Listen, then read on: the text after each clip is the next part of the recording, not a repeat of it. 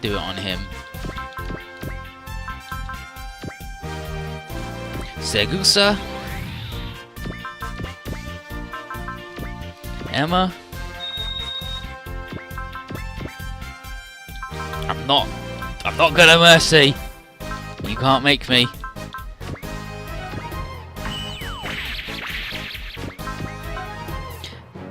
Triple Mazinger Blade. And then just to follow up, Space Thunder.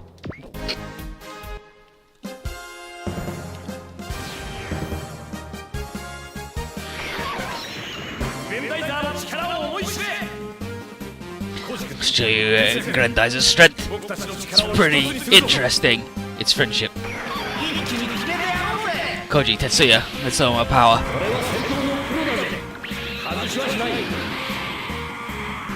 You think he's some sort of professional? Let's show him.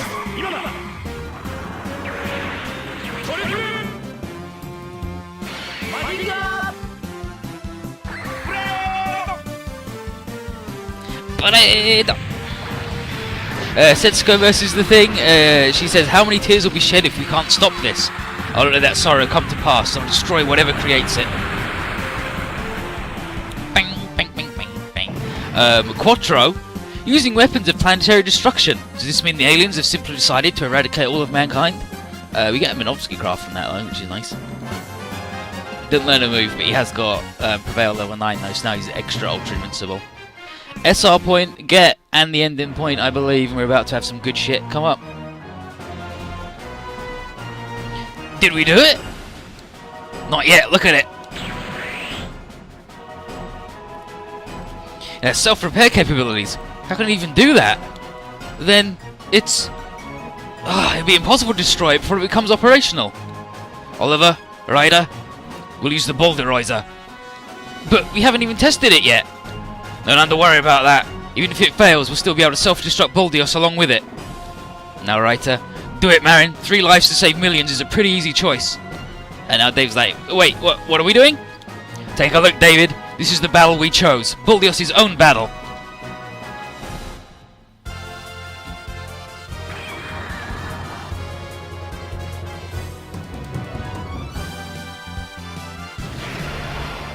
And now the Boulderizer. 第2の S1 制にさせるものか。バルディオスのリミッターを解除するぞ。地球を救うためだ。俺も乗るぜ。The limiter of Baldios.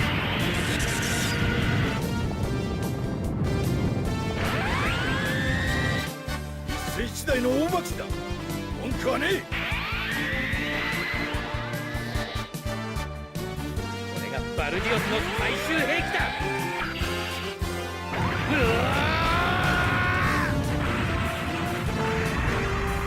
これがバルディロイザーだ。Boulderizer.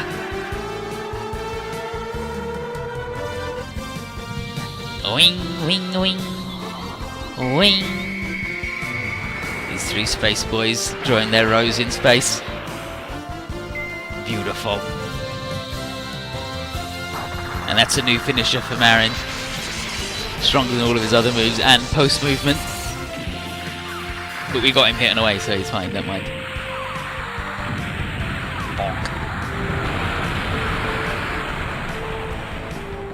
And if you don't blow that up, you get the bad ending. Which is... okay, so the special bad end is... if David is killed, he's forced to leave and he's like, this isn't time for me to lay down my life. If you fail the time limit, David starts laughing, and then he says he came here just like something like this would happen. And Fixer 1 is actually a subspace capable manned missile. And he says it's the kind of weapon that would become the norm as war is prolonged, and then he just fucking crashes into it and blows it up.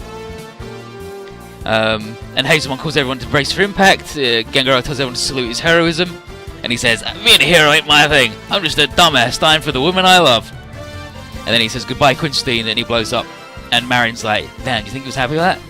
But if David's dead, and that happens, you then get the special game over of, no, Earth's going to be flooded. Damn it, Marin, what are you doing? Weren't you going to protect Earth? Its blue ocean and sky, its land? And it's a special game over. And that's what happens in the final episode of Baldios. In the final episode of Baldios, Earth gets flooded and it's fucked. But here we go. But we did it! Nice work, everybody. Hazelmon knows that the war won't end if we stay on the defensive forever. And as long as the rivalry zones are weakened, the aliens' attacks will do this. So if we've got to stop it, we've got to take the fight to them. So let's go to the Skull Moon base and fuck them up. Hazelmon hopes the released prisoners of wars in Ephrodia will at least let us know where they are. So our offensive isn't far off.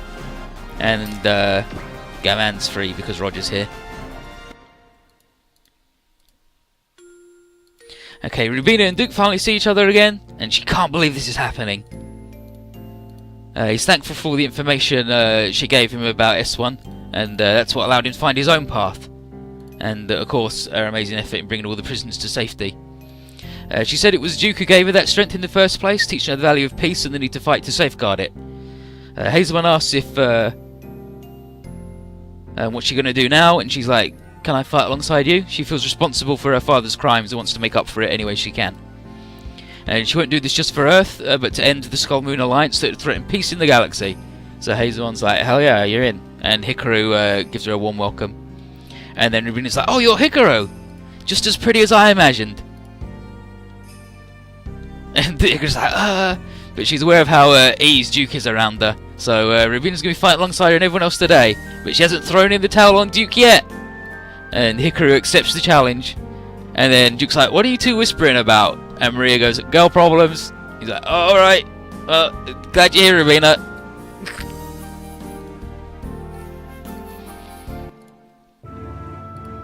Back in the King Biel, Kappei has to give Kazuki the sad news about Hamamoto and Aki being made into bombs, except she's fine. Well, she's frozen. But at least the girl's safe sleeping in the cryopod in Trinity City, so that's alright. Michi asks, and he says, no, she's not going to explode, but she's got to stay there till we can find a way to remove it. So Kazuki tells Michi not to cry, though, because Aki being alive means there's hope. He's seen a lot of people die since he was captured. He's thought long and hard about everybody, and he wants to apologise for what he's done and all the shit he gave everybody. And now that he's seen who the real villains are, and we're like, don't worry about it, we're under the bridge, kid. But Kazuki wants to help any way he can. Jane feels the same way and introduces herself to Gengoro as one of the Io colonists, captured by the Eldar. And Cap's like, I've seen your face somewhere. And then Julie comes in and is like, Jane, my sister, hell yeah! She's surprised to see him, but he's like, what were you doing in Jupiter's moon anyway? And she said she joined the colonization after their parents got divorced. And because her surname's different, Kirikin and Toshiya had no idea that she was related to Julie. Speaking of Toshiya, she tells him that his father's still being held prisoner at Skull Moon Base and explains that Terrell wanted to get the women and children out to keep them safe from Gagan. And then Kazuka's like, yeah, that dude had his heart in the right place, despite always looking really upset all the time. And they even rescued him from the Geizok before they came bombs. So Toshiya's glad to see that Terrell did keep his promise. And Kazuki would like Toshiya to rescue Taichiro and the other men as soon as can be. Like, well, it's what we're doing anyway. And Gengoro's like, so give us all the info you can so we can find it and do it. And Kirikan's like, nice work, dude, you found your sister again. And we'll get my friggin' dad and all my friends, it's gonna be good. And Toshiya internally is like, wait just a little bit more, Dad, the day your rescue comes close. Howdy, Boris, pal, how you doing? And then all the nerds at Trinity City got word of the successful end to Operation Earthflood, as well as capturing Aphrodite and the fallen angel child. Kazumi pops out and is like, fallen angel child? Bring him right here, I want to study him as soon as they get back. And Tsukikage figured it'd be best to wait for Fudo's instructions before doing anything, but Kazumi's like, no time for that. Studying the angels and their powers might be just the ticket to avoid dimensional collapse. And Tsukikage's like, oh, right then, but remember, you're working with intelligent life, enemy or not, and you should treat it with respect. And then Kazumi's like, I'm enough of a scientist to know that much. And off he buzzes. And Tsukikage's like, head full of research and nothing else. But Quinstein, for her, today's battle and her studies have proven her hypothesis. And now she must reveal the cruel reality of it all to Marin. And that might just shift the whole battle in another direction.